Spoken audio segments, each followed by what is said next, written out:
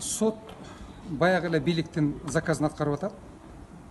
Бул Кыргызстандын тарыхында биринчи жолу эч күнөөсүз журналистти алып соттоп атат.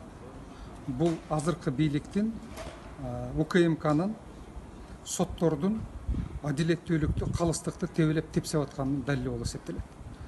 Бүгүн биздин адвокаттар Талай Дүйшөнбиевди бошотуу боюнча өтүнүч келтирди, бирок кабыл алган жок, аны калтырып коюшту. Эмки сот 21 июлда саат 14:00 болот. Сот ачык өтөт.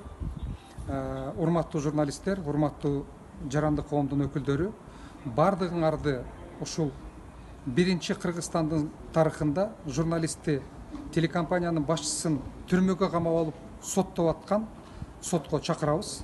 Келип бардыгыңар көргүлө, азыркы бийликтин жүзүн, УКМКнын жүзүн жана биздин соттордун жүзүн өзүңөр келип көрүп кеткиле. Андан кийин өзүңөр бардыгына баа бересиңер.